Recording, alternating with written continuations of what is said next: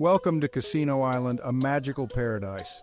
Imagine a place where the air sparkles with magic. That's Casino Island for you. It's not your average vacation spot.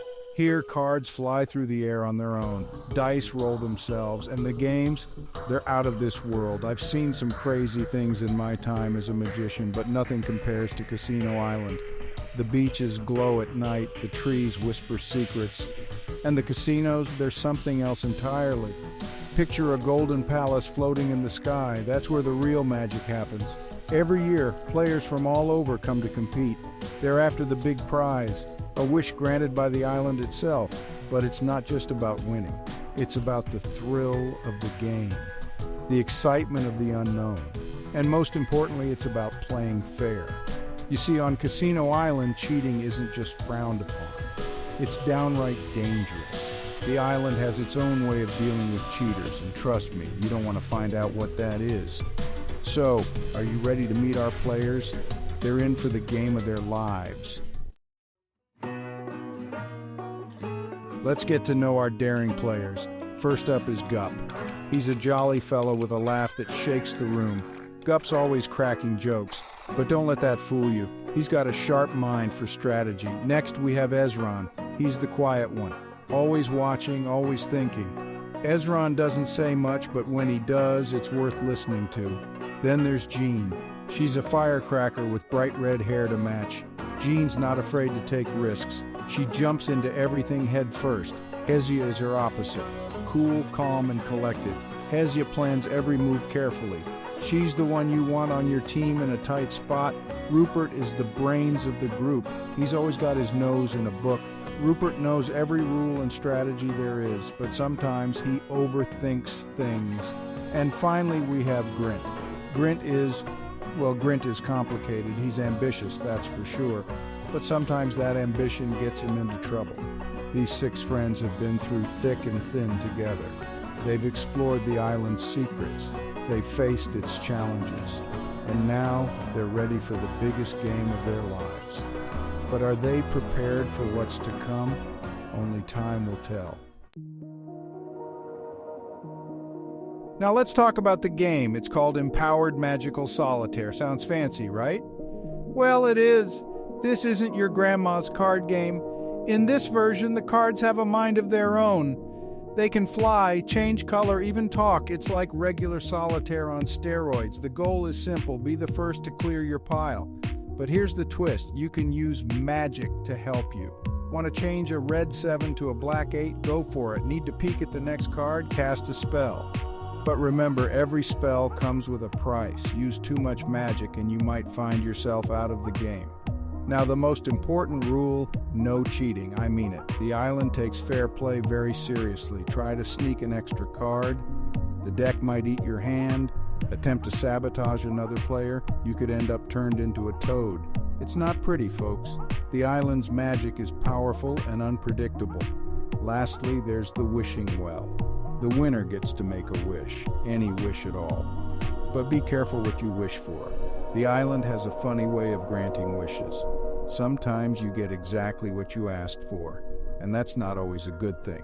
So, are our players ready to take on this magical challenge? As the sun sets on Casino Island, our six friends gather at the floating palace.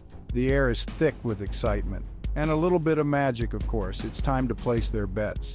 In Empowered Magical Solitaire, you don't just bet money. You bet dreams, memories, even parts of your personality. Gup goes first. With a hearty laugh, he bets his sense of humor. If I lose, I might actually have to take things seriously for once. Ezron is next.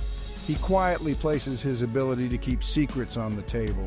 Jean, ever the daredevil, bets her courage. I've got plenty to spare. Hezia carefully considers her options. Finally, she bets her perfect memory. Rupert, unsurprisingly, bets his vast knowledge. Knowledge is power, but sometimes it's a burden too. And Grint, he hesitates. Then with a glint in his eye, he bets his loyalty to his friends. The others exchange worried glances. It's an unusually high stake even for Grint. As they take their seats, the cards begin to shuffle themselves. The air crackles with energy. Our players can feel the weight of their bets. They know that when this game is over, one of them will be forever changed. The question is, who will it be? And more importantly, are they ready for what's about to unfold? Section 5, let the games begin. Strategies and excitement. The dealer, a shimmering figure made entirely of light, deals the cards. They float through the air, landing perfectly in front of each player. The game has begun. Gup, hey, watch this. My 7 of hearts just turned into a joker. Everyone laughs, breaking the tension. Even the cards seem to chuckle. Ezran plays next.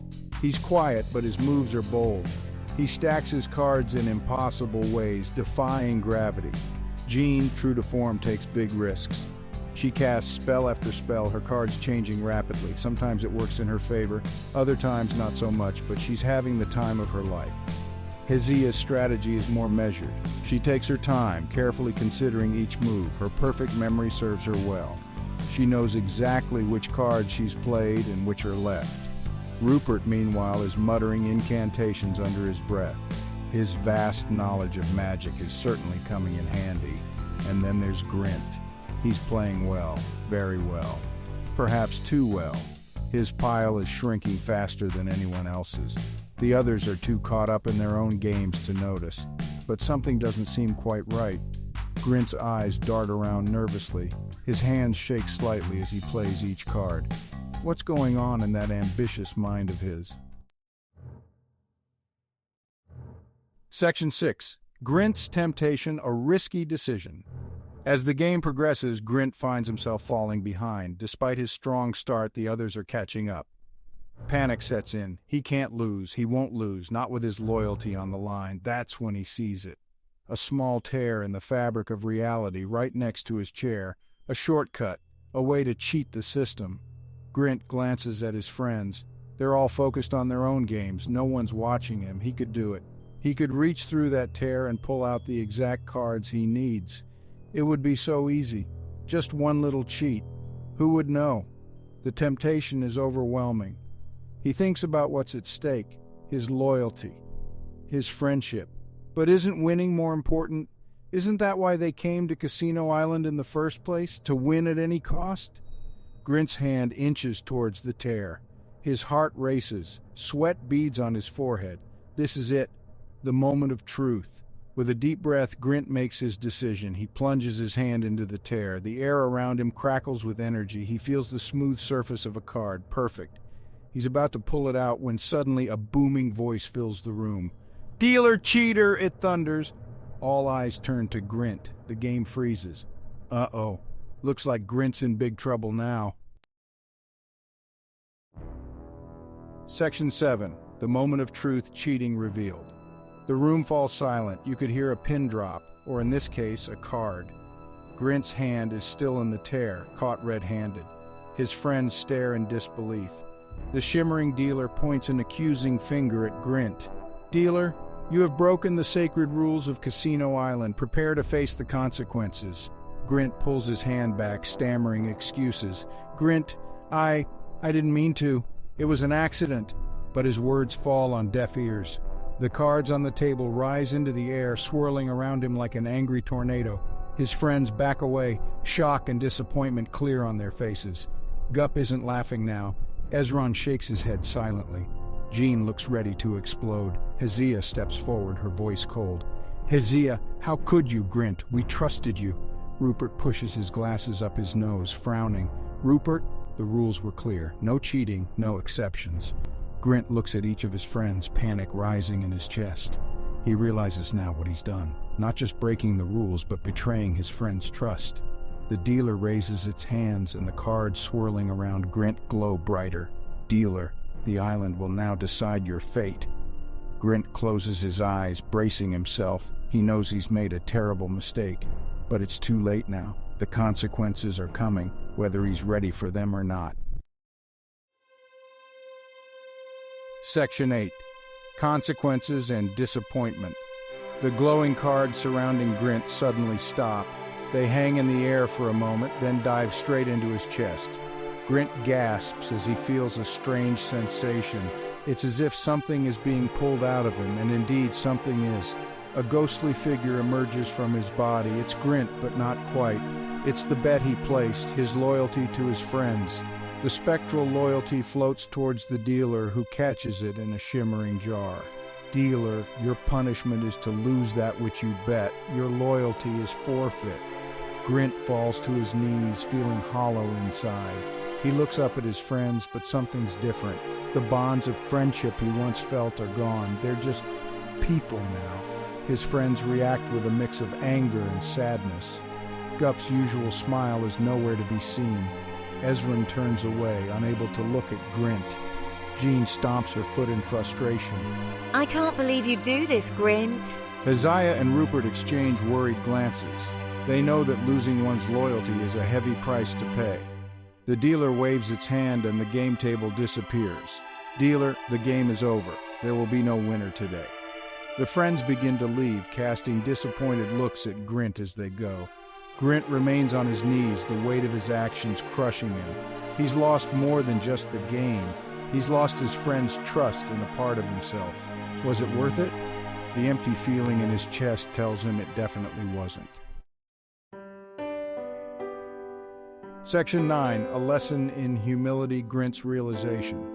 Left alone in the now empty casino, Grint has time to reflect. The gravity of his actions begins to sink in. He cheated, yes, but more than that, he betrayed his friend's trust. He let his ambition and fear of losing cloud his judgment. Now he's lost something far more valuable than any game, his integrity and his friendships. Grint stands up slowly, feeling the absence of his loyalty like a physical weight. He walks to a nearby mirror and hardly recognizes the person staring back at him. Is this what winning at all costs looks like? Is this what he's become? For the first time, Grint feels truly ashamed of himself. He thinks back to all the adventures he's had with his friends on Casino Island, the laughter, the challenges they've overcome together, the bonds they've formed. And now, because of his actions, those memories feel distant and hollow. Grint realizes that no victory, no matter how grand, is worth sacrificing your principles and friendships for. A tear rolls down Grint's cheek as he makes a silent vow. If he ever gets the chance, he'll make things right. He'll prove to his friends that he can be trustworthy again. He'll show them that he's learned his lesson.